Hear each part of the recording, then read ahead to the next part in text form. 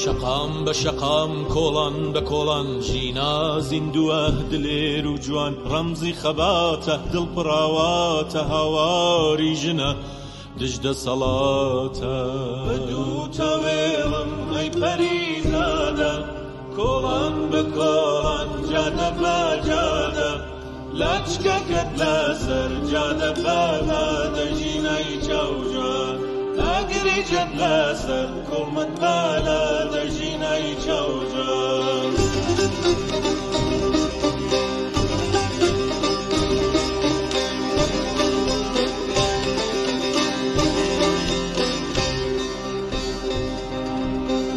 هەڵدان ژینە بەرخۆدان ژینە ژینە ناوی تۆ کڵپەی ئەورینە هەستە ببینە ئەو ڕقوقینە لە تۆڵەی تۆوە گڕی سوورە سەریشینە سەر هەڵدان ژینە بەرخۆدان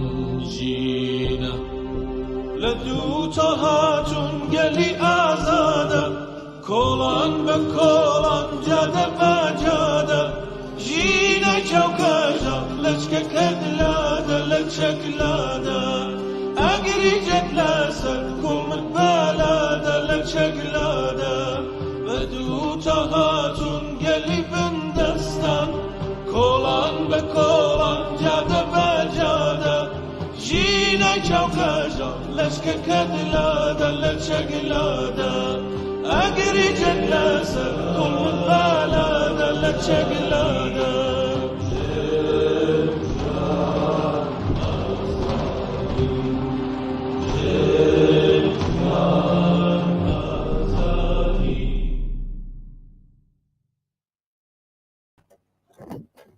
بەڵێ سڵاتان لەبێت بینەرانی ئازیز و خۆشەویستی تەلەڤیزیۆنی کۆمەڵە.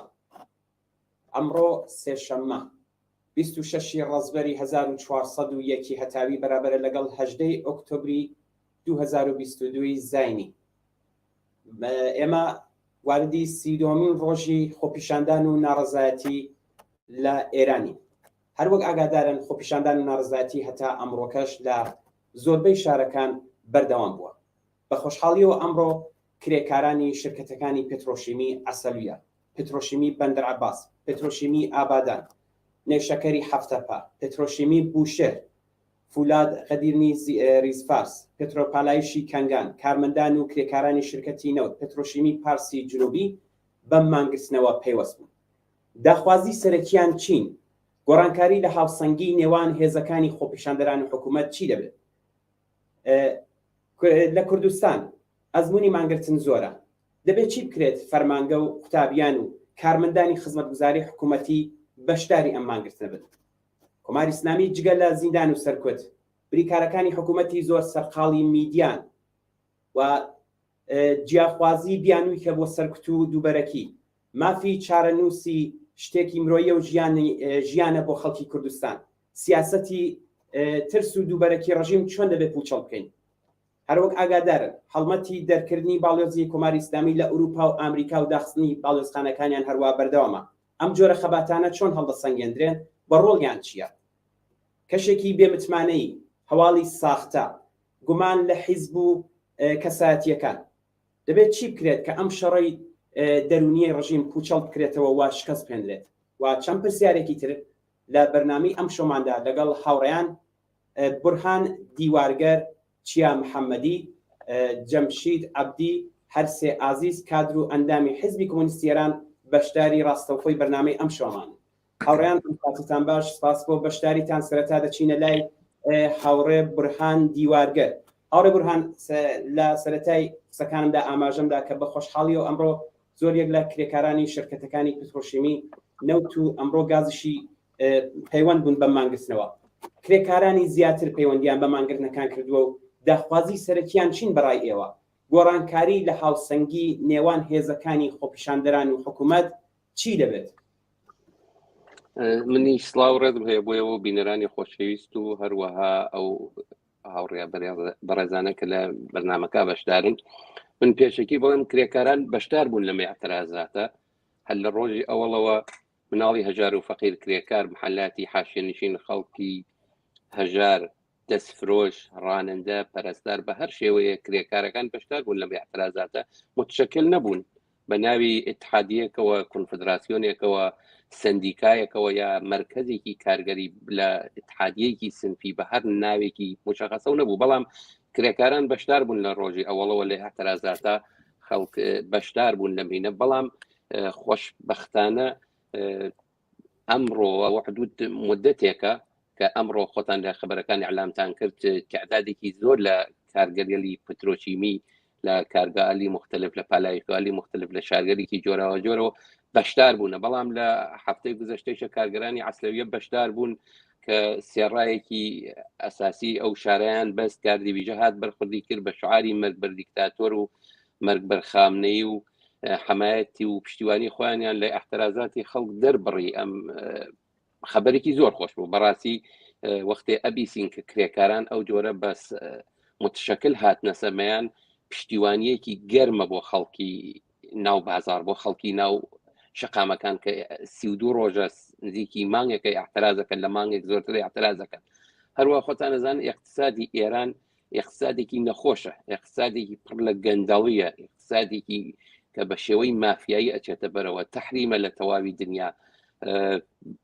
بە شێوەی دزی و گەندەڵی ئەڕواتە پێشەوە تەنیا ئەم اقتصادی جمهوری ئیسلامی کە زۆر وابەستەیە بە سەنایعی کلیدی وەک نەوت و پێترۆشیمی کە سادراتێکی محدودی هەیە ئەگەر کوچکترین اعتصابێکن ئەو اقتصادە گەندەڵە و ئەو نەخۆشش لە بین نەچێ ئەکە پێ ئەمرێت ئەوەیە ڕژیم بە شدت ئەترسێت کە ئەم کرێکارانی نەفت کرێکارانی پترۆشیمی کرێکارانی سەنایعی کلیدی وەک فولاد و ئەمانەی شوەکە حەمڵ و نەقلیش حتا کرێکارانی بەشی خەتەماتیش پەیوەست بوون بەم احتسابە ئەگەر ئەم شتە بێت جمهوری ئیسلامی تر ئەو تەنیا کۆڵەکەەوە ماوێتی ئەڕخێ ئەوەیە بە ئەو جۆرە خۆتان وتان بە درۆ دروستکردن بە پرۆڤاگاندا بە شایعە سازی دازانم بە هەموو شێوەیە کەواتە کار کە خەڵک لەم احترازاتە دوورە و خاتەوە چونکە ئەزانێ کرێکاران ئەگەر بێنە پایەمە احترازاتە لە بینەچێت هەروەها خۆتان ئاگادارن بینەرانی خۆشەویست ئاگادارن ساڵی 57 ڕژیمیشا بە کارگەرانی نەفت وەختێ هاتن لە عەرض یەک دوو مانگە سەرنوشتی ڕژیمیان یەکسرە کردەوە لە پێشتریش احترازات زۆر بوو چەندین ساڵ احترازات بەردەوام بوو ئەوە نییە کە ڕژیمێکی هار وەک جمهوری ئیسلامی بە یەک ڕۆژ و دوو ڕۆژ بڕەخێت ئەوەیە بە وەک ڕژیمیشا ئەو احترازاتە کرا بەڵام کارگەرانی نەفتاتن لە عەرض یەک دوو مانگە سەرنوشتیان یەکسرە کردەوە ڕژیمی شایان بۆ هەمیشە سپات بە تاریخ لێرە ئەگەر کرێکاران خۆتان باستان کرد بۆ جۆرە هاتنەسەیان حمایەتیان لە خەڵک کرد وەک کارگەرانی ئێران لە توولی ئەم 40 ساڵە عەلا ڕەغمی هەر سەرکوبێک عەلا ڕەغمی ئەو سیستمە خەشنەی جمهوری ئیسلامی هەمیشەی احترازیان کردە هەمیشەی احتسابیان کردە لە قەتنامەوەلی یەکی مەیە لە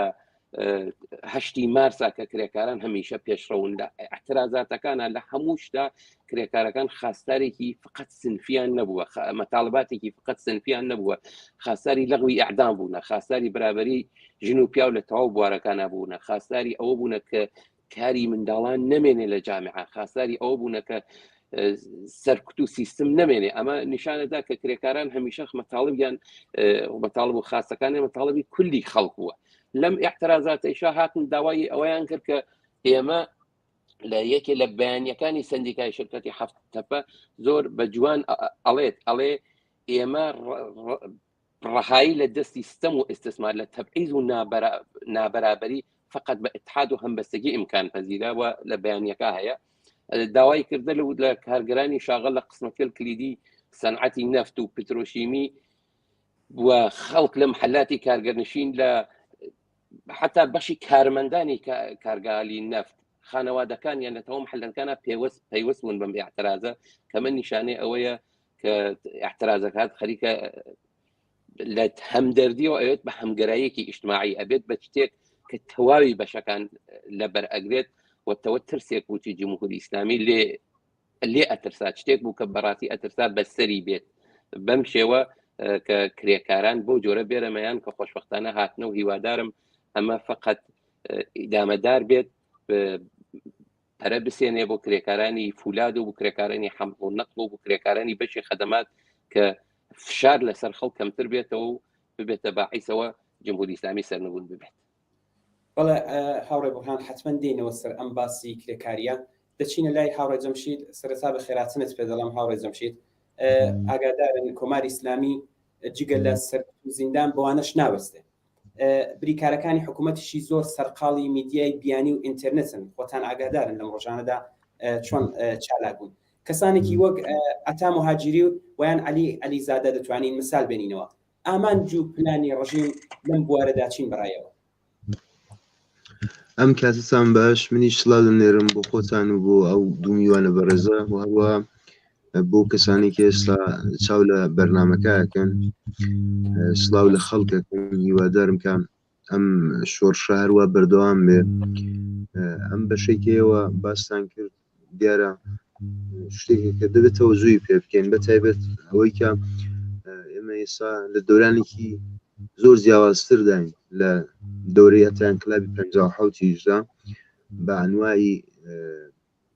بانوای فاکتەکانەوە دەکرێت نیشانی بدەین کە بەڵێ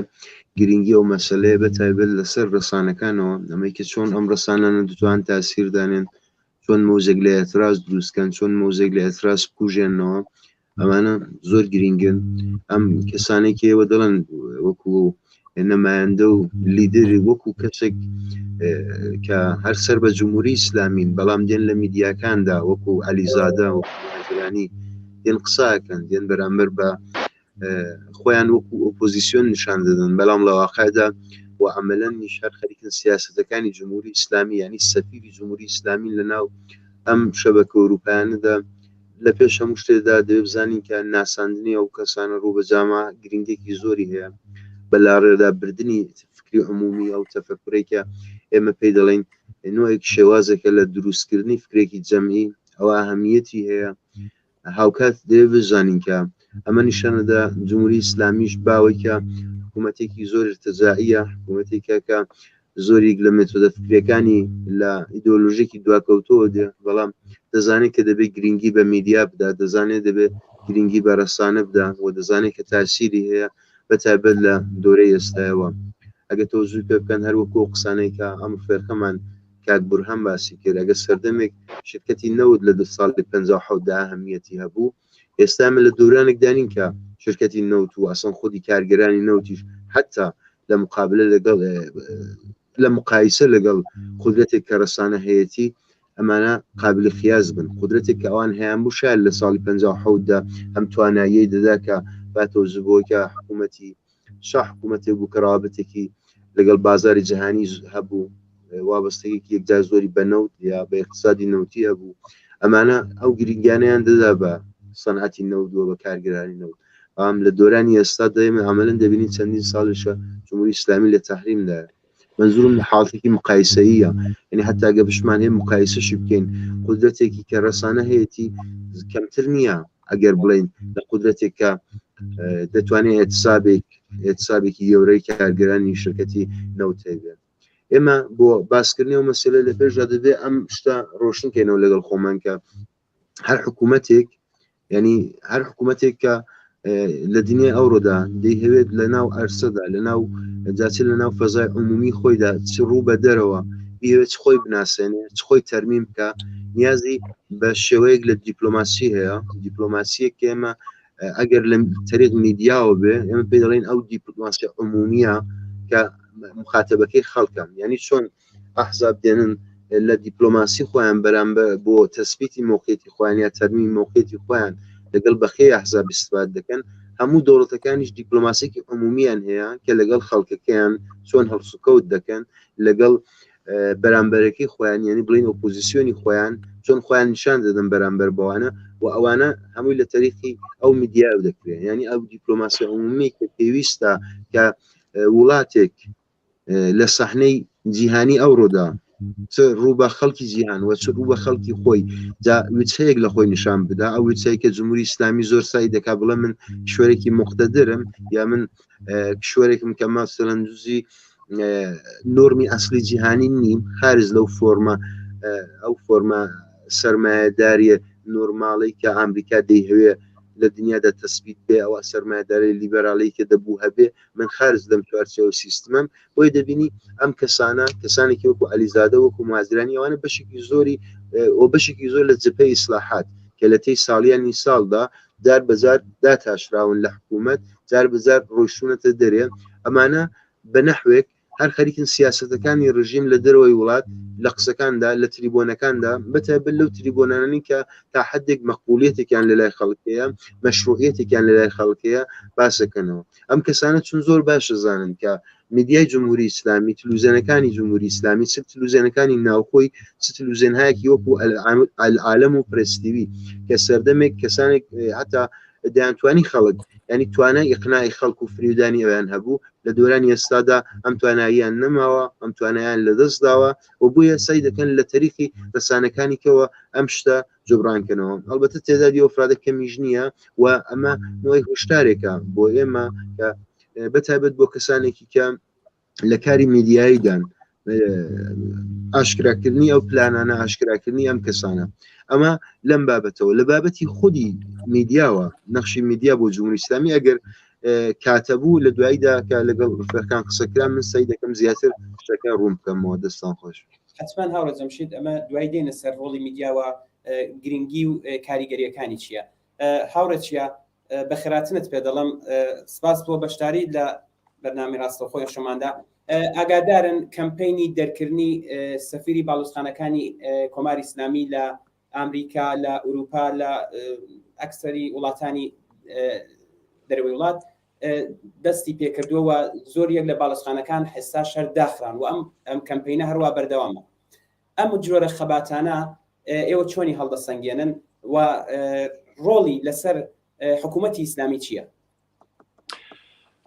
کاکەمیر سڵاو ڕێز و حرمەت بۆ خۆت و بۆ دوومێوانە بە ڕێزا سڵاو ڕێزمەیە بۆ سەرجەم بینەرانی تەلەڤیزیۆنی کۆمەڵە و هاوڕێیانی پێشمەرگەی کۆمەڵە ڕاستیەکەی وەسە کاک ئەمیر من خۆم وەکو خۆم زۆر خۆشبن نیم بەوەی کە خەباتێک بکرێت و باڵوێزەکان دەربکرێن و سەفارەتخانەکان باڵوێزخانەکان کۆماری ئیسلامی دابخرێن بۆ ئەوەی کە تاکید کەم لەسەرم قسەمە سێ نمونەی مێژوویتان بۆ هێنمەوە ئاڵمانی نازی ئاڵمان تاو کاتێک کە سقوتی کرد یعنی تاو ڕۆژێک کە برلین فەتحکرا لەلایەن متەفقینەوە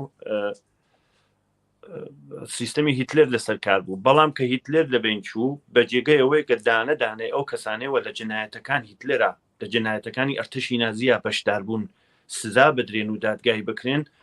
لە ڕەواڵەتە دادگایك دانرا و کۆمەڵی خەڵکیان لێ محاکمە کرا و سزایان بەسرا سەپا بەڵام لە ڕاستیە زۆرینەی کاربەدەستانی دەوڵەتی ئاڵمانیا دەوڵەتی نازی گواسترانەوە بۆ وڵاتی ئەمریکا لەگەڵ بنەماڵەیان بۆ وێنە شارەزایانی بواری مەوادی شیمیایی و بۆمبی شیمیایی شارەزایانی بەرهەمهێنەرانی بۆمبی ئەتومە بەگشتی شارەزایانی بەرهەمهێنەرانی چەک یا هەر بوارێکی تری پیشەسازی ئەمە بوارگەلێک بوون کە ئەرتەشی هیتلر یان خۆدی هیتلر زۆر بۆ دەستگرتن بەسەر هەمووی دنیا تاکیدی لەسەر کرد کە ئەبێ ئەمە پێشکەوتن بەدەستبێنین ئەمریکا هەمووی بردن جێبەجێکردن و یەکێک لە هۆکارەکانی بەهێزبوونی ئەمریکا لە زۆر بوارە و ئەتانی بێژی شارەزایانی ئەرتەشی نازین دوو حکوومەتی شا هەر شای ئێران حکوومەتی شادا ئەو ڕۆژە ڕووخە یەکتانە باڵوێزخانەی دان نەخرا ئەو هەموو جەنایەتێک کرد ئەو هەموو زڵمەی لە خەڵک کرد ئەو هەموو خەباتەی خەڵک هەمووی عالم تەبعاً وەک ئێستا سوسیال میدیا یا ماهواری هەشتیوان نەبوو بەڵام هەمووی عالم ئاگادار بوون شاچیەکە بۆ خەڵکە ژیانی خەڵک چییە خەڵکی چارە ڕەش و خەڵکی بەرهەمهێنەری کۆمەلگا خۆیان بێبەشن لە بەرهەمەکانی کۆمەلگا هیچ کەس هیچیکی نەکرد یەک باڵوێزخانە دانەرا و لە تاریخ باڵوێزخانەکانەوە زەخت نەخرایە سەر حکوومەتیشە حکوومەتی سەدام نمونەیەکترا حکوومەتێکی ئەو حکوومەتێک کە ئێستا هەبەدەست تاڵبان و نمونەیەکترا تاوە دەیەقی تاڵبان واردی کابل بۆ حکوومەتی ڕسمی ئەفغانستان هەر ئەوەی بوو کە لەسەر کار بوو کە بەپێ بەڕای من بەپێی پلانێکە خودی ئەمریکا وڵاتانی زلهێز بوویان بەبێ هیچ خۆڕاگریەک لە حاڵەکە سەدان هزار هێزی چەکداریان بوو بەبێ هیچ خۆڕاگریەک وڵات دریا تەحویڵ تاڵبان و باڵوێزخانەکانیش درا تەحویڵیان یعنی باڵوێزخانە ئەبزارێکە بەدەست ئەو وڵاتانە و وڵاتانی زلهێزەوە بەڕای من بۆ بەشێک لەو ئەبزارێک ها بەدەستیانەوە بۆ بە دابینکردنی قازانجی خۆیان منفعەتی خۆیان وڵاتانی زلهێز وڵاتانی دەرەوە وڵاتانی کاپیتالیستی یەک سرە دەرزی گرنگ نییە بۆیان کە خەڵک ئەکوژرێ خەڵک چیەکەن خەڵک چیان بەسەرتێ کرێکاران خەڵک ژنان لاوان ئەوەتە زیاتر لەمانکە لە ئێران و لە کوردستان خەبات و خۆڕاگری و بەرخۆدان هەیە شەهید هەیە بریندار هەیە شۆڕشێکی بێوێنە لە مێژوی دنیا هەیە کام وڵات پشتی خەڵکی کردووە ڕێکلامەگەلێکی بەرتەسک هەیە بۆ وێنە ساڵهای ساڵە بڕێکی زۆر دارایی ئێران لە شێوازی دۆلار یا پوڵی باوی ئەمریکا ئاستی دنیا لە لای ئەمریکا و بلوکەیە بۆ ئەبێ هەر لەم سەردەما بێ بەشێک لەو دارایی ئازاد کات و بیداتەوە تەحویڵی خەڵکی تەحویڵی دەوڵەتی ئێران بۆ مەگەر کوێر ئەوانە ناوێنێت لەو لای چۆژستی حقوق بەشەریمان بۆ ئەگرن و ئەڵێن ئەوەیمە پشتیوانی خەڵکین و لە شاندەسی خەڵکی ئێران و ژنانی ئێران وەستاوین ڕاستیەکەی من خۆشببین نیم بەوەی کە لە ڕێگەی باڵوێزخانە و داخستنی باڵوێزخانە زەختێک بۆ ئێران بهێنرێت چونکە ئەمە هەمووی ئەم نوع ڕەوابتە لە ئاستی بێنەمەلی یا پەیوەندی وڵاتەکان پەیوەندی وڵاتەکان چه زلهێز چه بێهێز یا کەم هێز گشتی لەسەر ئەساسی قازانج و قازانجی زۆرترە مادامێکە وڵاتێکی وڵاتە زلهێزەکان قازانجەکانیان دابی نەکرێت هیچ هۆکارێکیان نیە ئەو وڵات ڕژیم چێنج بکەن یا هیچ ئاڵوگۆڕێک بەسەر ئێرانە بێرن بەڵام من بڕوان بە یەکچت هەیە هەم دەوڵەتی ئێران هەم وڵاتانی زلهێز هەمویان لەرزیان لێ نشتووە ئەگەر ئەو شۆڕشە بەردەوام بێت و بگاتە ئاکام شۆڕشێکی خەڵکی شۆڕشێکە لەسەر شانی کرێکاران و خەڵکی هەژار و خەڵکی بەشدار خەڵکێکە ڕاستەوخۆ بە ڕۆژانە تێکیا دەرگیرن لەو ڕێگەەوە بگەیتە سەمەر بەڕای من هەم پێناخۆشبوونی وڵاتانی دەرەوەی پێوەیە هەم پێناخۆشبوونی دەوڵەت یعنی ئەو پێتان وایە هەڵوێستی وڵاتانی ڕۆژاوە تا ئێستا هەروەک خۆیەتی نەگۆڕدراوە هیچ بەڵای من ئێستا نەچۆتە سەر کۆماری ئیسلامی بەڕای من ئەو ڕێکلامەگەلە ئەکریگە هەواڵگەلێکی بەرتەسک هەست زۆرتر ڕێکلامەست ئەگەر ڕاستەکەن و لەسەر ئەو ئەساسەن باوڕی منەوەیە ئەگەر ڕاستەکەن و پێیان وایە ئەبێ زەخت بهێنرێ بۆ خەڵکی ئێران بە فیشەک و گازی فرمیسکڕێژ و چەکوچۆڵی دەروەی وڵاتانی وەک ئینگلیس ئەڵمانیا ئەمریکا خەڵک سەرکوب کراوە دەوڵەتی ئێران واکسنی ناکڕی بۆ خەڵکەکەی کە بەو تعدادە زۆرە بۆ ژمارە زۆرە خەڵکی لێ نەمرێت بەڵام بە لێشاو چەکوچۆڵ ئەسێنێ بۆ سەرکوتی خەڵکەکەی هەر ئەم وڵاتانە پێ ئەفرۆشن ڕای من وەکو تاکە کەسێک من پێم وایە وڵاتانی ڕۆژ ئاوایی هەتا خەڵک هەتا شۆڕشەکە خۆی نەگەیتە لێواری هەڵدێر بۆ کۆماری ئیسلامی هیچ وڵاتێک هیچ کارێ ناکە من ڕاستیەکەی پێم وانە وڵاتانی دەرەوە بتان یا بیان هەوێت لە ئەساسدا کارێ بکەن بەڵێ هاوڕە بورهان لە قسەکانی هاوڕێ جەمشیدیشدا بوو بۆچوون هەیە لەسەر کرێکاری ینی لەسەر کاریگەری کرێکاران کە بێنە نێو ئەو مەدانەوە بێنە نێو خەباتی کە ئێستا لە ئێران لە ئارادەیە بۆچوونێکێ دەڵێن ئەم کرێکارانە ئێستا لەگەڵ کرێکاری ساڵی 57 جیاوازیان هەیە جیاوازی کە بۆچوونەکەش ئەوەیە کە ئەڵێن کۆماری ئیسلامی انقلابی 57 دیوە ینی ئەو نقطە قووەتەی کە ئەیزانی کە کرێکارانی شرکەتی نەوتەکانن کە وەخت شێرەکانیان بەسووە بۆچوونێکەیە کە دەڵێن ئەم کرێکارانی ئێستا زۆربیان سەر بە خودی دەوڵەتن ئایا ئەم شتا وایە چەندە ڕاستەیە و قسەتان لەسەر ئەوە چییە و هاوڕێ جەمشیدی جوتی ئەو کاریگەریەی کە ڕەسانە هەیەتی کرێکار هەیەتی دەتوانێت ڕەسانەش بیبێت چون ساڵی 57 ئەو جۆرەی کە دەبێت ڕەسانە نەبوو ئەو جۆرێکی ئێستا تۆڕە کۆمەڵایەتیەکان ئەو هەموو دەور و نەخشیان زۆرە ئێوە لێدوانتان چییە لەسەرم بۆچوون و قسانە بەڵێ پێشەکیەوە بڵێم لەسەر قسەکە هاوڕێ جەمشید من موافقم ساڵی 57 خبرنگار رادیۆ BBC یا مەسەڵەن رادیۆیەک ئەگەر بوو لە محلەی نازیاباد تارانە و تا بچوایەتە مەسەڵەن محلەی خانیاباد دەشێت بە تاکسیش یەک سعاتی پێچ و تا خبرێک تەهەیەکە و بە تەلگرام و بە تەلگراف و بە هەزار بەدبەختی تا خبرێک بنێرێت بازێ وەخت خبرەکان بوو 5-6 ساعت دوایی ئەگەی ئەویش ڕەسانەیە پڕ قودرەت و بوجەیەکی قەیوەک BBC ئەیتانیە و کارەکەی تر شەبەکەیەک نەبوو دنیایەک نەبوو بەڵام ئێستا هەر ئینسانی بۆ خێر ڕسانەیەکە نەقشی ڕسانە لە دنیای ئێمڕۆ هەر کەسێک کەم بیگرێت کەم بەها چاوی لێکات شکست دەخوات نەقشی ڕسانە زۆر زۆر مهمە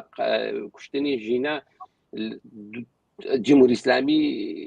وێران کرد بە سەرەکات جمهوری ئیسلامی لە ساڵی 1970 تا 10,000 نەفەری لە عەرز یەک مانگە کوشت دوای مانگی خەبەرەکەی منعکس بوو بەڵام ئێستا یەک نەفەرە کوژێت دەدێقە دوایەوە خانەوادەکەی تێ منعکسیەکەن هاوسا منعکسێکە هەر کەسێک گوشیەکە بەدەستی و هەر کەسێک بۆ خێ خەبەرنگارێکەوە نەقشێکی جیاوازە و بەڕاستی من موافقی و قسانەمە بەڵام ئەوە بزانن جمهوری ئیسلامی مکملی ڕژیمی شاهنشایی بوو ڕژیمی شار ڕۆیش تەغییرێکی بنیادین و ئەساسی نەکردیا بە سقوتی ڕژیمی شاه جمهوری ئیسلامی هاتە سەر نظامێکی ئامادە بەجێ ساوامای دانیا و تاج ڕۆی و عەمامە هاتەجێ تەغییرێک نەکرا لە سیستەما ئەوەیە جمهوری ئیسلامی قەتعەن دەتەوە ئەوانە دەرس وەرەگرێ بەڵام من موافقی ئەو قسە نیم بە کامڵەن ڕەدی ئەەکەمەوە کە جمهوری ئیسلامی تەواو نیرۆکانی کەرێکاری کرێکاران لە کارگایی نەفت کارگالی گەورە و حساس تەرەفداری جمهوری ئیسلامی جمهوری ئیسلامی تەلاشی زۆری کرد بە بەسیجی 20 میلیۆنی کە تەواوی مەراکزی کارگەری محلات حتا دوورەفتادەترین دێهات بە بەسیجی دانش ئاموزی بە بودجەیەکی زۆر بەسیج کات بەسیجی کارخانە بەسیجی کارگا بە هەزار نوع بە ناوی حراست بە ناوی عقیدەتی تەلاشێکی زۆری کرد خەڵکاتە تەرەفداری خۆی بەڵام لە 43 ساڵ حاکمیەتیە جمهوری ئیسلامی ئێستا بە ئەتوینان وەڵام 90% خەڵک ناڕازین خەڵکی احترازی پێکات حتا ڕیزشیش لە ناو نیرۆکان خۆیان دەست پێکرێن نیروە سەرکوتگەرەکان وەک سپا وەک بەسیج خۆ قشتێکی تەرەفدار کە نیمێ بودجەی دەوڵەت هەڵەقڕێنن ئەوانە هابن بە دەوریەوە من منکریۆ نیم تەرەفداری هەیە تا حدێک شاید تە ناو کارخانەیەکی گەورەوە کە ئێران خودڕەوە بێژم 10,000 کارگەری بێت 500 نەفەر نیروشی بێت بەڵام ئەوە بڵێن ڕژیم تەلاشی کردە توانیە تەواو کرێکاران لە کارگاکانە ئەکسریەتێکی حتا ئەکسریەتێ زەعیفیش کاتە تەرەفدار خۆی کامڵەن مخالفی موانیم کرێکاران نەخشی خۆیان بڵێ ئەو نەهاتنەی کرێکاران وەکو بزوتنەوە بێنە پشت ئەم ئاخێزە بۆ پاڵپشتی بن بۆشاییەکی گەورەیە ئەمە هەیەکیان لە بەردەمە بەڵێ چاولێکە کرێکاریش وەک هەموو کەسێ کرێنشینە خەرجی هەیە پۆلی بیمارستانی هەیە پۆلی لیباس و خواردنی هەیە تەبقەی کارگەریش وەکو خەڵکە عادیە احتیاجی بە زندگی هەیە ئەوە نییە کە هەموو ڕۆژە بتانن بێن احترازکەن احتسابکەن بە صورەت متشکل نیان کردە هەموو ڕۆژە لە بازار بوون لە خیابان بوون لەو احترازاتە بەشداریان کردە بەڵام ئەوەش بزانین ئێمە تەک ڕژیمێکا سەر و کارمانەیە لە پایەوە بە سەرکوت دەسی پێکرد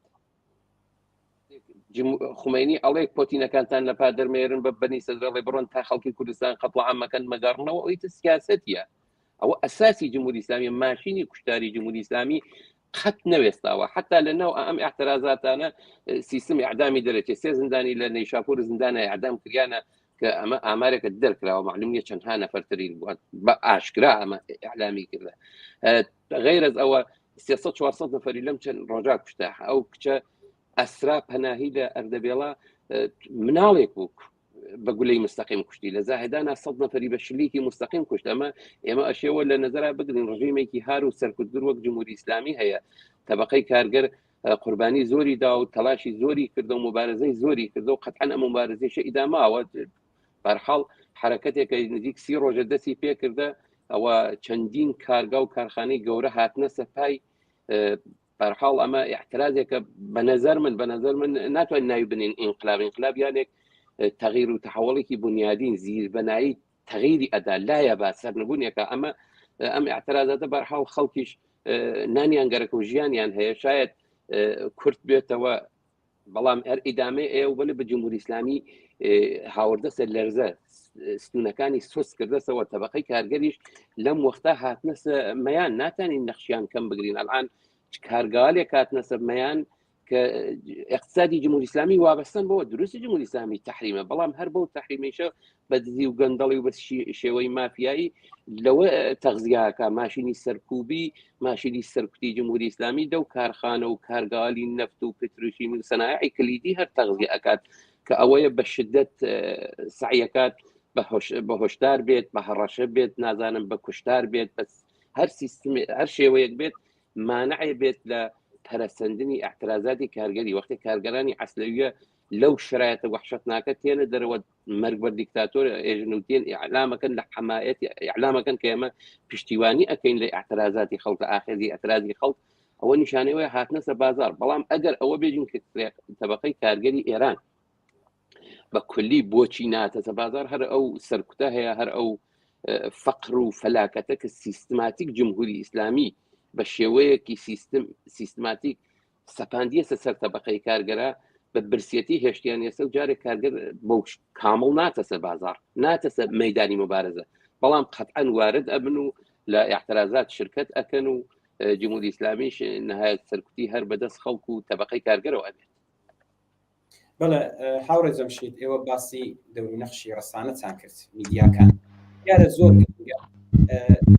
ئێستاش ئاگاداری کاریدانا ئێوە پێتان وایە دەبێت چی بکرێت چەندە بکرێت بە چی میدیا چی ڕەسانە بۆ ئەوەی کە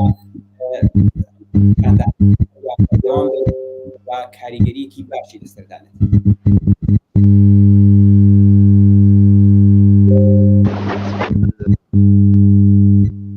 دەنگی ئێمەتان هەیە؟ بەڵێ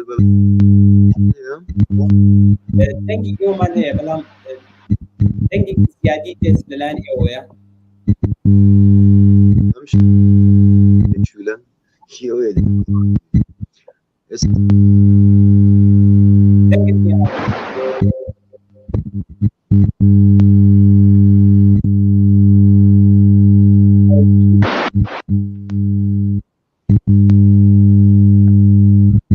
ئەمجار دەنگ باشە فەرموو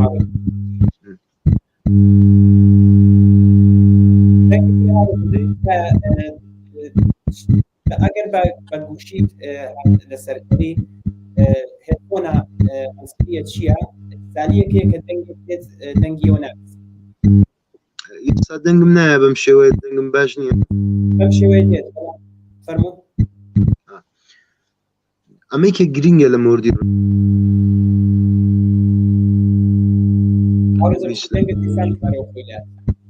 چۆن دوبارە دەنگت دەی ئەگە دەڵێن من دەسمە دەرە لە ئیستودیۆ دەتوانی دوبارە وەرە ژوور ئەمە هەرو پرسیارە لە بەڕێستان دەکەینەوە تا دێنەوە لای هاوڕە چییە؟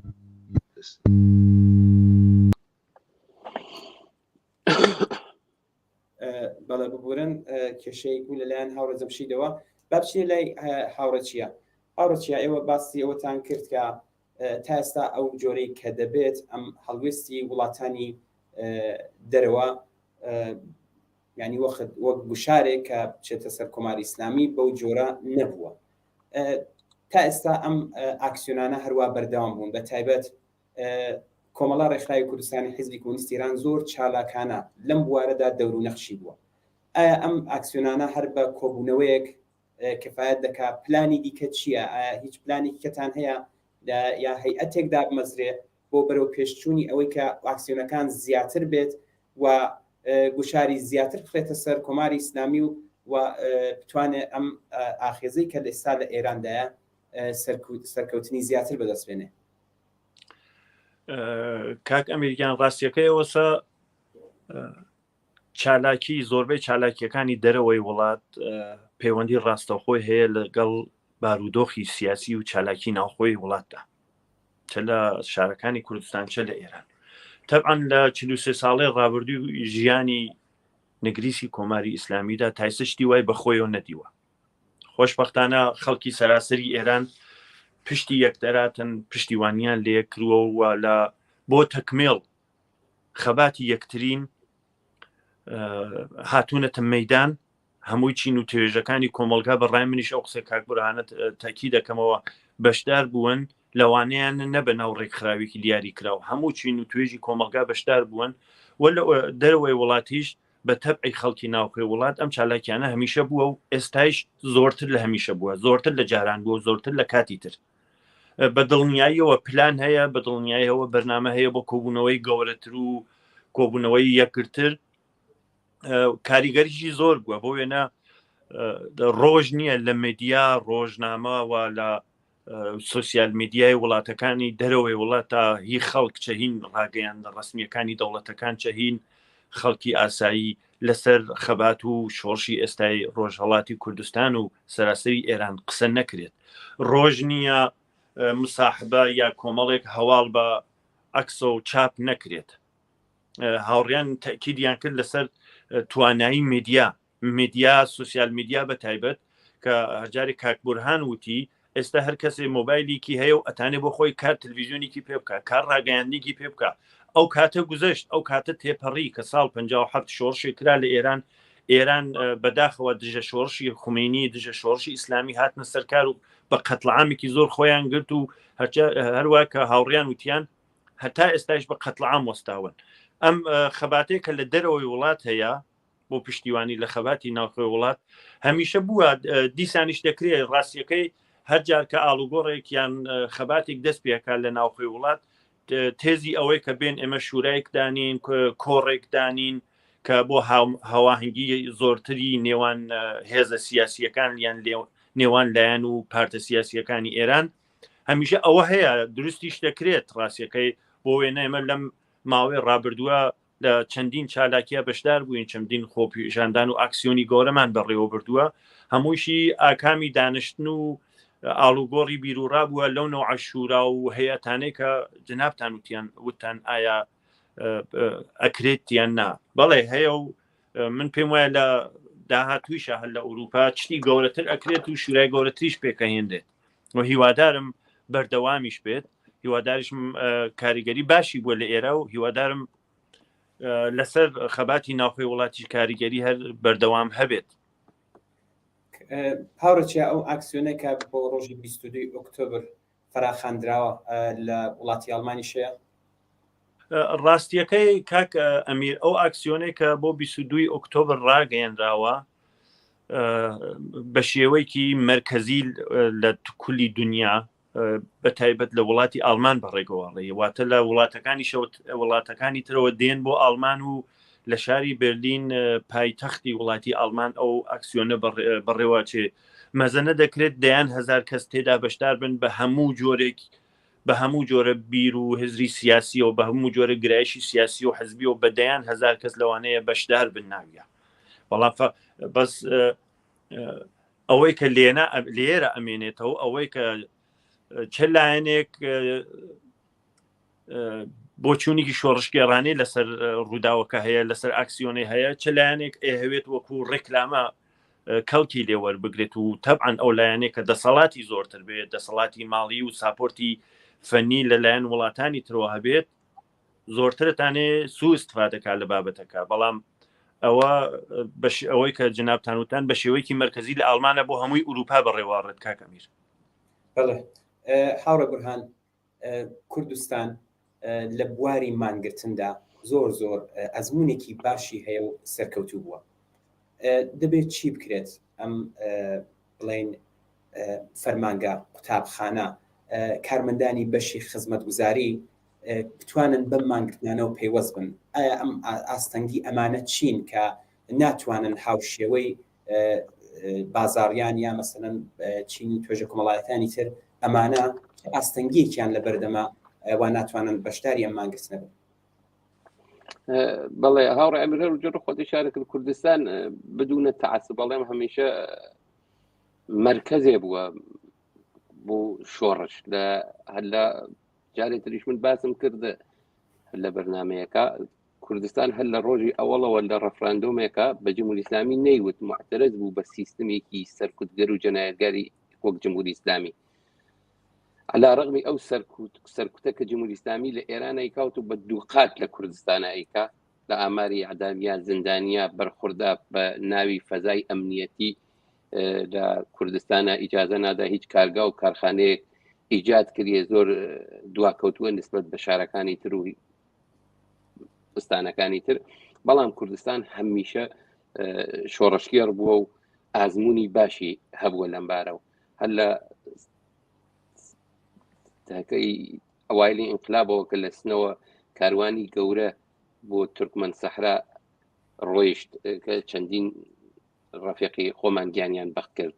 و دەها نمونەیتر هەیە لە کوردستانە کە ئازمونیان هەیە مانیان گرتە احتساباتی عوەمی ئەم دوو دانەی احتساب کە بە فەراخانی ئەحزابی کوردی و کۆمەڵەت دراکە احتساباتێکی زۆر موفق و دەها نمونەیتر احتساب و مانگردن بووە لە کوردستان کەمە نیشانی کوردستان تحەزب یافتەس، کوردستان سیاسیە، کوردستان کۆڵ نادا بوو هیچ زۆڵمستەمێ. ئێمەش ئەوە بزانین کە کوردستان بەڕاستی کارێکی کردە بە ئەنازەی تەواو ئێرانە، تەواو ئێرانە احتراز بووە بیشتر لە 150 تا 180 شاری گەورە و چکولە لە ئێرانە احترازیان کرد، بەڵام کوردستان شەو ڕۆژ هەر هەیە بەردەوامە و ئەو احترازاتەوە لە شاری سنەکرا، لە شاری سەقز کرا، لە شارێک چکولە وەک دیواندرەکرا، لە شارێ وەک بۆکان ناکرا، ئەگەر لە مهاباتەکرا، ئەگەر لە تارانیشە ئەو احترازاتە ئیدامە بووە ئێستا ڕژیمی وێران کردبوو. لە کوردستانە کارمەندان بە هەر حاڵ کارمەند قشرێکە وابەستەست نانی وابەستەست بە دەوڵەتەوە کەمێ مقداری محافزەکارانتر عمەڵەکەن کە نمونونەکەی لاوای لە ئینقلابیشا بوو کە دوای مدەتێک هاتن وەختی خەریک وەگەی بە نەتیجە هاتن کمیتیان تشکیلدا و بە نەحوێ بەشداریان کرد لە اعتراضە و مەجبور کەوتن سەیلی ئینقلاب سەیلی شۆڕش ئەوانێکی بە دوای خۆیان ناکێشا. بەڵام معلمین لە کوردستانە حرەکەتی باشیان ئەنجامدا، حمایەتیان کرد لەم اعتراضە بە شێوەی موفقەوە دووسێدانە لە نمایندەوەلی اتحادیە معلمینیان دەستگیر کردە لە مەریوان و سنە، چەندین معلمتر لە زندانان لە کوردستان معلومەتی کورد نمونەی لە ئەقدامێکی نەمادینە خوێنیان ئێهدا کرد بۆ بەلوچستانە معلمین سەقز. بەڵام ئەوە کە بۆچی نەهاتنە بە شێوەیەکی هین هەر ئەو مەسلەیە اتحادیە لە ئێرانە اتحادیەکە بە نەحوێ مەخصوص لە کوردستانە زۆر لە ژێر فشار و زەختان، زۆر لە ژێر سەرکوتان، ڕەحبەرانیان بە شدت هەل لە ژێر فشارە دەستگیرەکرێن، تهدیدەکرێن بە هەر شێوە، حتا ئیعدامەکرێن. دەها فعال و نمایندە و ڕەحبەرۆک جەماڵ چراغۆیەکی اتحادیە کرێکاران ئیعدام کرا لە ساڵی 68 بە جرم بەرپایی مەراسمێکی یەکیمەی کە لە مجمعی تشخیصی مەسلحەتی نظامی خودی جمهوری ئیسلامیە ئەو ڕۆژە تحتیاڵی ڕسمیە و حق کرێکاران کۆ بنەوە کە ئەوەیە کە نیشانەوە جمهوری ئیسلامی ڕژیمێکی نامتعارفە، ڕژیمێکی غیری قابلی پیشبینیە، غیرە زوانی سەرکوت، هیچ شتێتری نییە. ئەمێ ئەگەر معلمین لە کورسانە لە ئوستانی کوردستانە بە تایبەت یەک فراخان بن احتساب کن دانش آموزەکانی دێن بە دوایانە، دوای دانش آموز خانەوادەی دانش آموزی شتێت بە دوایانە. کوردستان هەمیشە تانیە نیشان بە ئەتانێت بە یەکگردووی هەموو کارێکە زۆر خاصی خۆی بە ڕژیم داسەپانوە، مەسەڵەن ئەو بە نەحوێ حتا ئازادیە لە ڕووسەری و لە حەجابیشا لە کوردستانە بووە لە شارەکانی تری ئێرانە نەبووە. من نیشانەی ئەوەیە خەڵکی معترض بە هیچ شێوەیە کۆڵیان نەداوە. نمونونەکەی شوانەی قادری لە مەهاباتە ڕژیمی جمهوری ئیسلامی بەو شێوە وەحشیانە شکنجەی کرد و جەنازەکەی بەناو شارە گەڕان، جوابێکیان داوە بە جمهوری ئیسلامی. جمهوری ئیسلامیان هاوردە لەرزە هەرچەندە سەراسەر ئێرانە حمایەت نەکریا، بەڵام نیشانیدا جمهوری خەڵکی کوردستان ئەتانێ بە یەک حرەکەت بە کوچکترین جەرەقە خۆی سازماندەیی کە خودجۆش احتیاجی بە کەس نییە، فەوری کمیتە تەشکیل بە ناو محەلا بنکە تەشکیل بە لە ئەمە ئازمونیمان هەیە. ئەوە لە شاری سنە شۆرای محەلات تەشکیل درا، ئەتلاعیاندا ڕەهنمودیاندا بە خەڵک. ئەم بەم شێوە لە ئەتانی زۆر ڕەحەت خەڵک بێریتە ناو شار و خەڵکی زۆرتر بێری و احتراز و احتسابات بەم شێوە بەربڵاو ئیدامە بدرێت. هاوڕە جەمشید بەخێر بێەوە سپاس ببوون. دەنگم دێ ئێستا؟ بەڵێ دەنگت دێ. باس لە گرنگی دەور و نەخشی میدیا کرا. بۆچی گرنگە تا ئێستا ڕۆڵی میدیا تۆڕە کۆمەڵایەتیەکان چوەک تاک چوەک بەگشتی چۆن بووە و کاریگەریەکانی تا ئێستا چی بووە؟ ئەم شتێکی میدیا جیاواز دەکاتەوە، ینی لە پێش دەزار بە من لەم قسەی و دەست پێ بکەم کە بۆچی ئەمە دەکرێت ناوی ئینقلابی لێ بنێ. کاک بورهان چیکتی ناوی ئینقلاب بووە زۆر باش نیە، ناکرێت لەم حرەکەتێک کە بەتوێ ناوی ئینقلابی لێ بنێن، حتا ئەگە بە مەعنا دیگەربوونێکەشی بڵێ جامی ئێران تازە ناگەڕێتەوە دوای ئەو لەحزەیە کە ژی ناکوژەوە. ینی زامە دووساری ئەم دیگەربوونیە بووە، ئەم دیگەربوونیە لە فکری جامعەدا حداقل ینی بە شێوەی ئالتەرناتیو ئێستا ئەمەلەن جمهوری ئیسلامی لە ناوچەوە. ئەمە شتێکی کەم نییە. کەوتنی ئەو ترسە دروستبوونی هەوبەستگی، دروستبوونی اعتمادەکەی کە لە ناو خەڵکدا دروست بوو، بە لە هەمووانەدا دەور و نەخشێکە میدیا لێرەدا بەتایبەت شەبەکەی اجتماعی مەدینەزەرە تۆزۆکە میدیا بە معناوەسیعەکەی خۆی حتا دەگەڕێتەوە سەر ئەم کەسانشی کە دەور و نەخش دەبین لە ناو میدیادا. تۆ لە نظری بگرە کاتێک کە کەسێک لە جمهوری ئیسلامی دایە کولن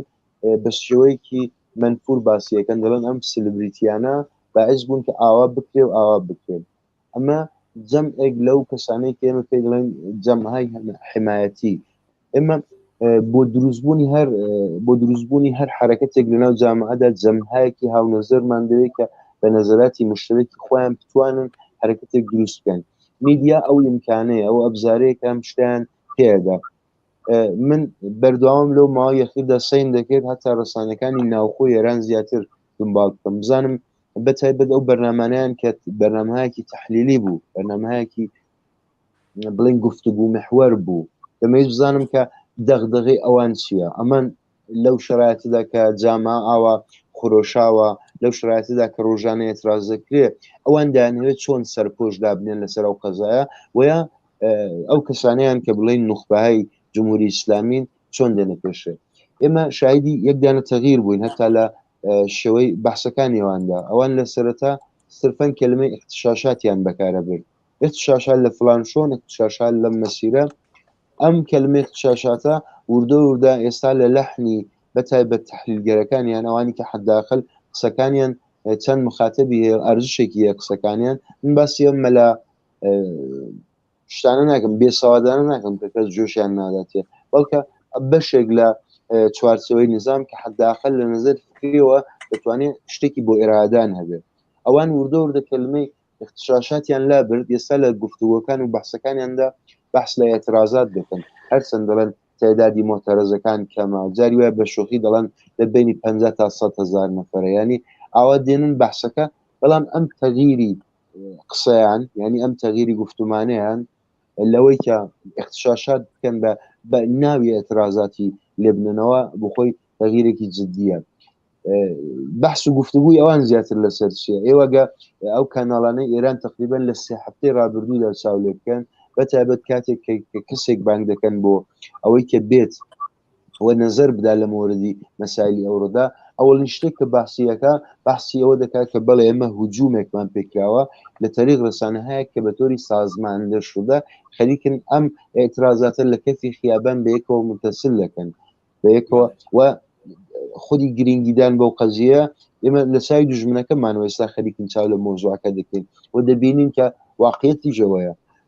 ژەوەیە کە بەڵێ ئێستا ئەگەر تۆ بتێت فراخانێک بدەیت لە ئەرزی ماوەیەکی کەم تۆ دەتوانی جەمیەتێکی زۆری بە دەورەوە کۆبکەوە. دوایەوە ئەو ماتریالە ئەحساسی کە پێویستە کە گەنجەکان بێنە سەر شەقام، ئەو ماتریالە ئەحساسی کە لازمە سمبۆلەکان دروست بکرێن، ڕەمزە مشتەرەکەکان دروست بکرێن، چۆن ئەم ئیمکانە میدیا لە اختیاری کەسەکانی دادێنێ. ئێمە خودی جمهوری ئیسلامی ئەگەر ئاوە بە شێوەیەکی بمانێت تەحلیلی چاو لە خودی حرەکاتی جمهوری ئیسلامی لە ناو میدیادا بکەین، جمهوری ئیسلامی هەروەکو هەموو کەس دەزانێت دوو باڵی سەرەکی هەیە، دوو باڵی واقعی و ڕاستەقینە هەمیشە هەبووە کە ئیسلاح تەلەب بن و ئەوانی کەشکە خۆیان بە ئوسولگەرا دادێنن. ئێمە لە دۆرەهای دەوڵەتای مختلفدا دەبینین کە دەور و نەخشی مەسەلەن ئیسلاح تەلەبەکان زۆر چاکتر قشرێک بوون کە باشتر زمانی خەڵکیان دەزانی، زمانی میدیایان دەزانی، بۆیە لە دەورانی ئەواندا فری و یەکجار زۆرە، فریوی هەم ڕەسانە هەم بۆ خەڵکی ناوەوە. ئێمە دەبینین لە دەورەهای مختلفدا ئیسلاح تەلەبی دەتوانێت ئەم ئاگرەی کە هەڵەسێ لە ناو جامعەدا دابمرکێنێ، یعنی هەم زمانی دیپلۆماسی لەگەڵ خەڵک باشتریان دەزانی، ئەم زمانی قسەکردنیش لەگەڵ وڵاتانی دەرەوە هەر لە طریق ئەو میدیایەوە، چون تا حدێک لەگەڵ زمانێکی ئەمڕۆیی نزیکتر بەو فەرهەنگانەی کە لە دنیادا هەیە هەڵسوکەوتیان هەبوو. بەڵام ئێمە لە بەشی مقابلیواندا دەوڵەت هایەکی ئوسولگەرامان هەبووە، لە دەوڵەتی ئەحمەدی نژادەوە چاوی لێ بکەم تاکو دەوڵەتی ڕۆحانی، دەوڵەتایەکن کە دەوڵەتایەکی ویشکن، دەوڵەتایەکن کە بافتی دەوروبەرەکان کەسانێکی اتفاقن زۆر ناشارەزا لە بواری میدیادا دەوریان گرتوون کەسانێکن کە ئوسولگەرایی ئەمەی باشە کە ڕێک ئەو ماهیەتی ڕژیمە بە حاڵەتی بۆگەنی خۆی پیشانی خەڵکەدا ینی مەکیاژی بۆ ناکە جوانی ناکە نایڕازێنێتەوە ئیسلاح تەڵەبی بەرعکس ینی ئێمە ئەوە خەریکین باسی زمانە میدیایەکان دەکەین تۆ دەبینی لە تلوزێنی ئیسلاح تەڵەبیدا بە شێوەی لەگەڵ خەڵک قسە دەکەن ئیسلاح تەڵەب کاتێک کە دێتە سەر تلوزێن جا ئەو کەسانی کە تلوزەنەکانی ئێران چاو لێ دەکەن ئێستا دەبینن کە اتفاقن لە ماوەی سێ هەفتەی ڕابردوودا هاتوون بەشێک لەو چێرە ئیسلاح تەڵەبانیان دعوت کردوێتەوە بۆ تلوزێن کەسانێک کە تا پارەکە و پێرارەکە وەکو ئەم ئوستادە دانشگایانە ئخراجیان نەکردن ئەسڵەن مەمنوع تەسویر بوون ئێستا لەو فشارێکە بۆیان هاتەوە بۆ خۆشیانەوە باش دەزانن کە ئەمە ئیسلاح تەڵەبەکان بوون کە بەو زمانە باشتر شارەزا بوون خەریکن دانە داوەتیانەکەنەوە ناو میدیا دانە گفتوگویان لەگەڵ دەکەن لەبەر خاتری چی لەبەر خاتری کە وەختێک ئیسلاح تەڵەبەکان داهاتن قسەیان دەکرد هەڵی احساسی یەکرد با بە ئەوانەش و ئێمە واقعا معتەرزن ئەوانش لەو سیستمە ناڕازین بەڵام سەرپۆشنانە سەر قەزیەکە بوو ئەگەر بمە یەک لە تیکێکی شکۆلەدا دەمەوێت ڕەبتی بدەمەوە بە ئەوەڵی قسەکانم ئەوش لە بابەتی خودی حرەکەتی جمهوری ئیسلامی لە میدیاکاندا بوو من کتم لە دەوڵەت متفاوتەکاندا جیاواز بوو خودی ئەم پرێستیوی کە لە دەورانی ئیسلاح تەڵەبی لە دوای ئەوزە زۆر کارابوو لە هەموو ئوروپادا بەشە لە خەڵکی جەزبی خۆی کردبوو اتفاقا لە دەورانی هەشتا ینی وەختێکی کە دانهێن نهایەتی سوئیستفادە لە میدیاکان بکەن ینی دانهێویدی ئەو چێرەی جمهوری ئیسلامی واقعان بەزەک بکەن و بە دنیا بڵێن ئێمە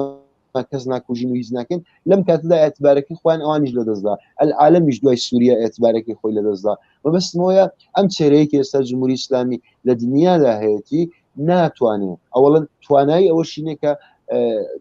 نیشانی شتێکی کە لە خۆی نیشان بدا غێر ئەوەی کە هەیە بۆیە زۆر نابێت بترسین لە قودرەتی میدیای جمهوری ئیسلامی قودرەتی میدیای جمهوری ئیسلامی سەرمایەیەکە کە دەمێک لەوەی پێشخەرج کراوە وەلەو بابەتەدا خۆشبەختانە قسەیەکی نییە بۆ قوتنی ئێستا بەڵێ هاوڕێ من داوای لێبوردن دەکەم کاتی بەرنامەکە زۆر کورتمەوە بەڵام دوو پرسیار ماوە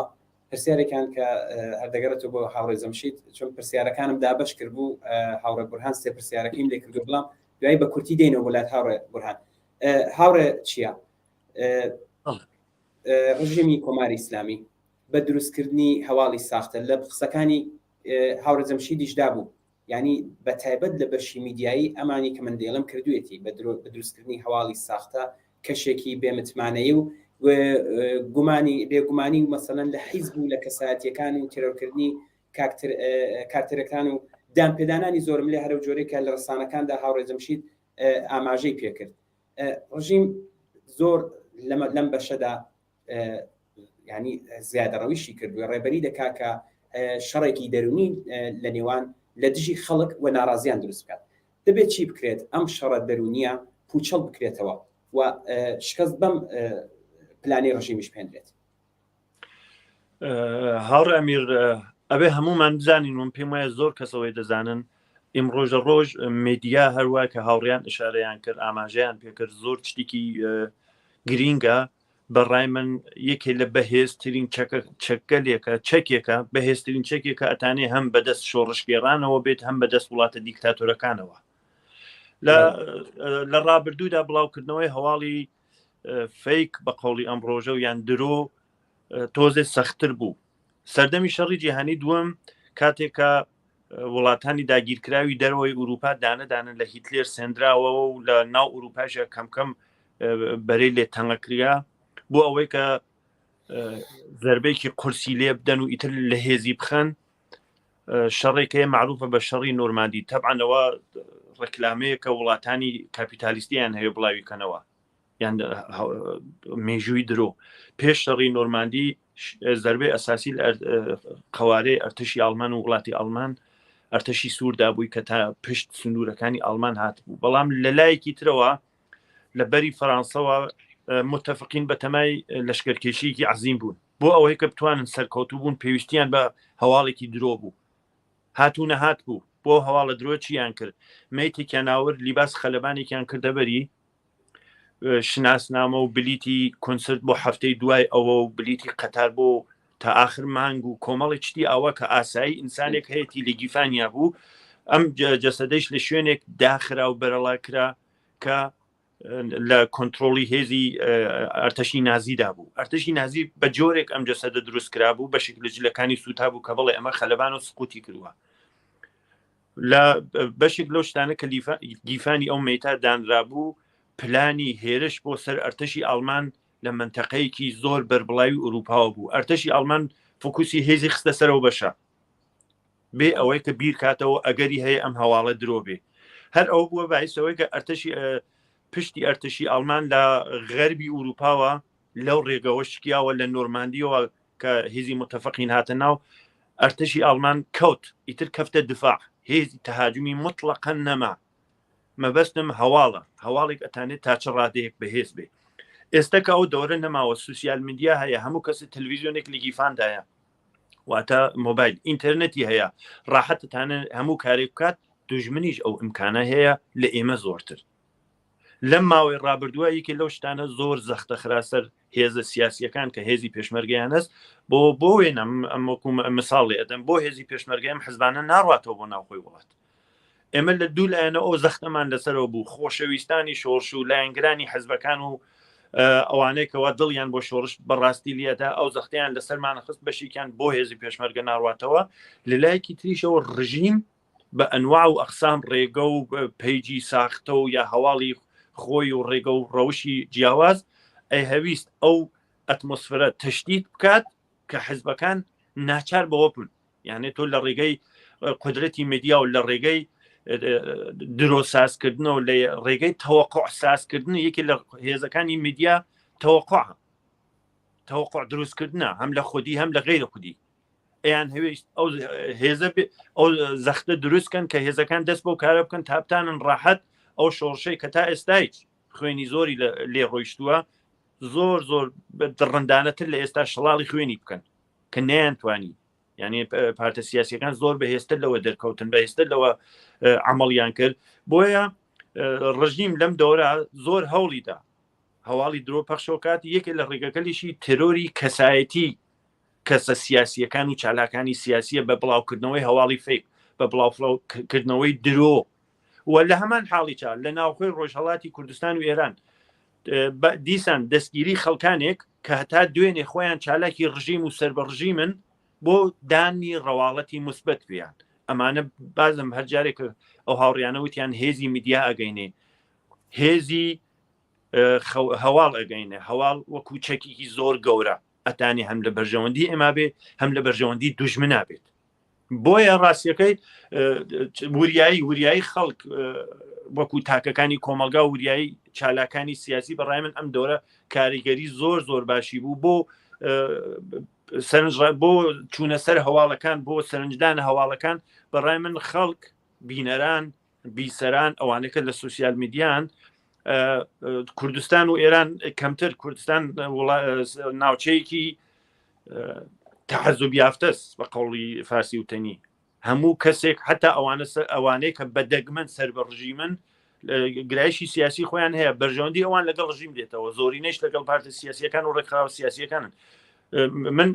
ئەو تۆسیانە پێکەم هەر کەسێک ئێحتماد یا بڕوای بە هەر سەرچاوی کە هەیە بۆ هەواڵەکانی بڕۆنەوە سەرچاوە هەواڵەکانی سوسیال میدیا لەوانەیە زۆر خۆش بن و زۆر بە مەزاقی ئێمە خۆش بێ بەڵام وریابین زۆرینەی ئەو هەواڵانە دەستکردی دوژمنن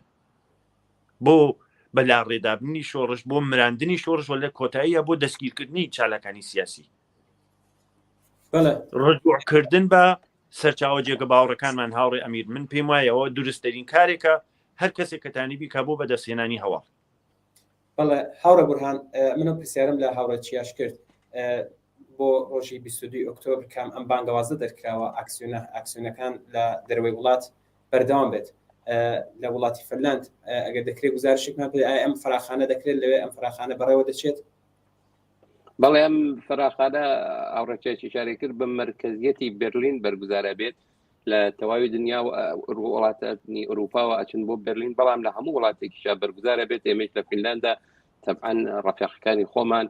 نەخشێکی بەرچاویانێ لە تەواو احترازەکانە کۆمیتەیەکمان هەیە هاوڕیانی کۆمیتەی حوزەی فنلاند زۆر بەشدارن و ئێمەش نەقشمانەیە بەڕاپەیمایی دەست پێکا و لە مەدانێکی سەرەکی بە ناوی کامپی کۆبنەوە و هیواداری خەڵکی زۆر ئەو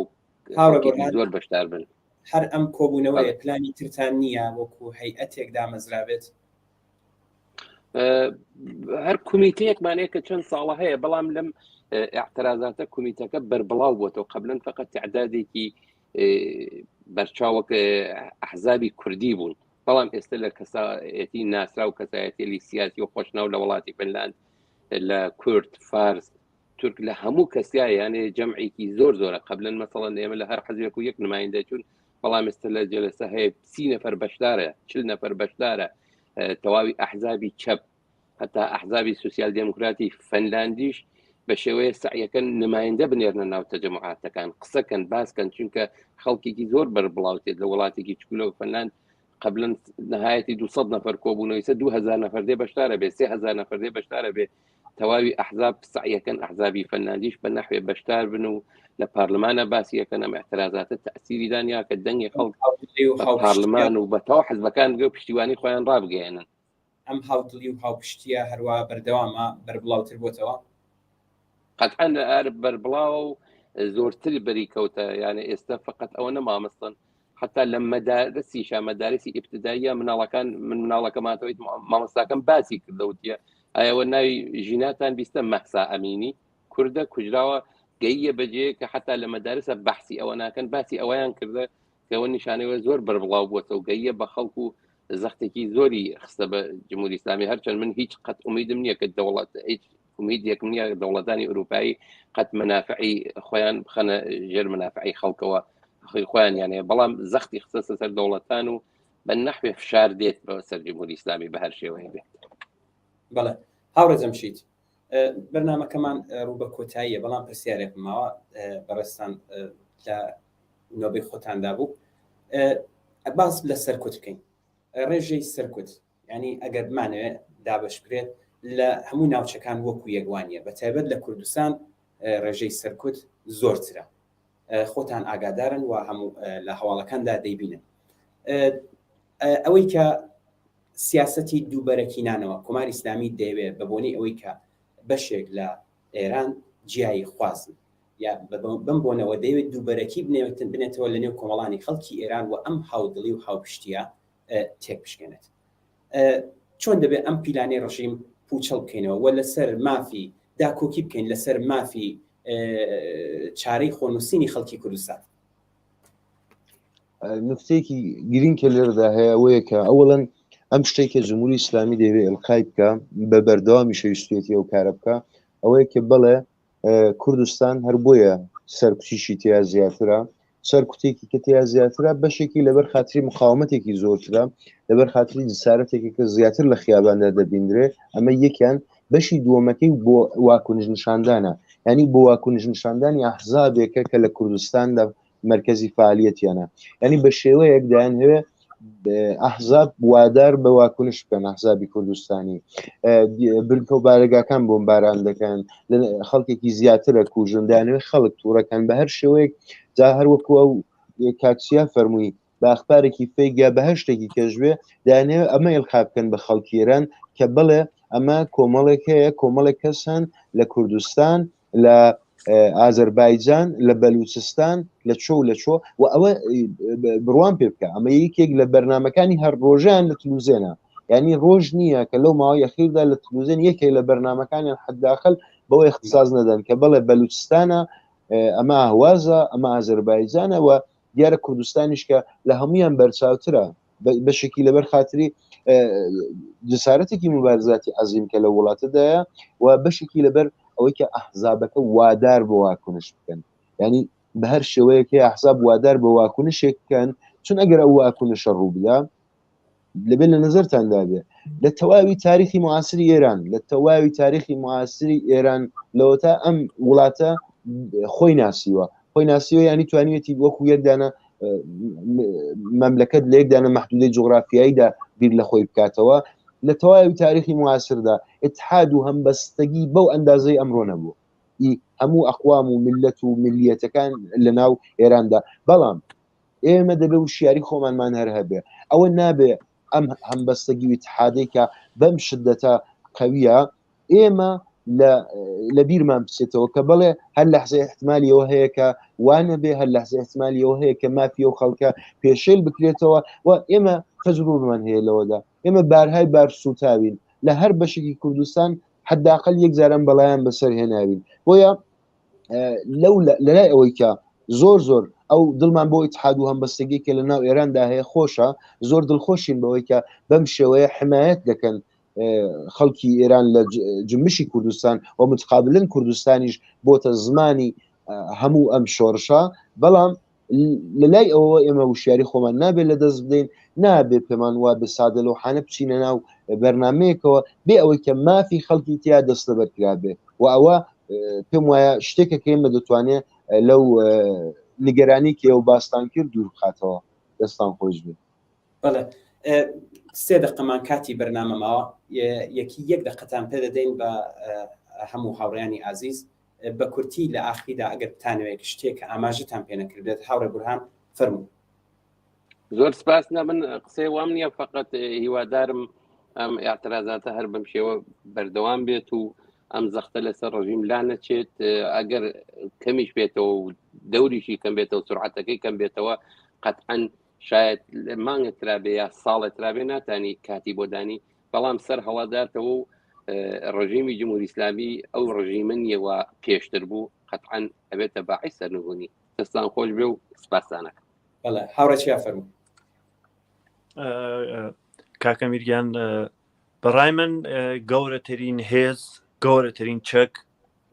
چەکی خەڵکە چەکی گەلە چەکی خەڵکی کۆمەلگایە کە تیا ژیانەکەن یەکگرتووی ئەو خەڵکەسە خەڵکی کوردستان خەڵکی ئێران بەڕای من ئەبێ بزانن هیچ وڵاتی پشتیوانیان نیە بەڵام ئەوان گەورەترین هێزیان پێەیە گەورەترین چەکیان ها بەدەستەوە هێزی گشتی کۆمەلگایەک هێزی کرێکاران هێزی خوێندکاران هێزی قوتابیان هێزی مامۆستان هێزی ژنان کە لەم دەورەم پێم وایە پێشەنگێم شۆڕشە بوون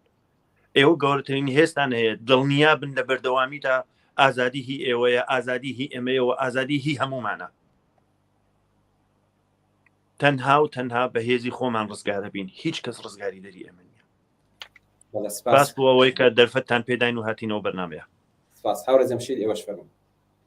ئێمە لە شۆڕشێکی واقعی داین ئەم تاریخی کە ئێمە ئێستا خەریکین قسە دەکەین ئەمە زەمانێکی زۆر مێژوویە زۆر هەستیارە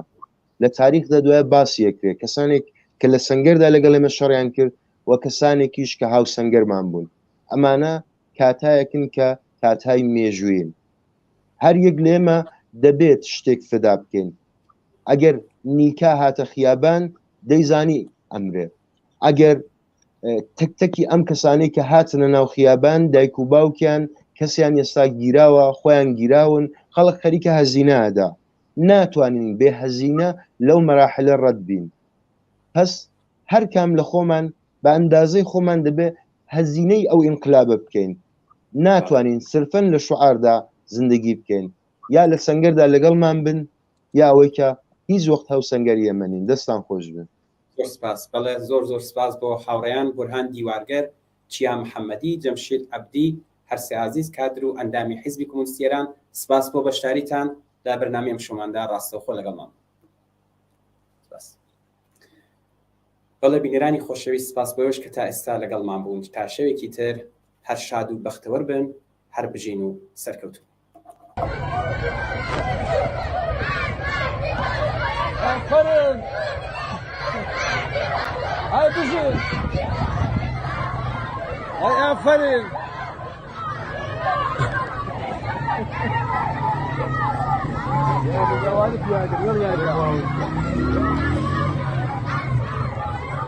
های بژین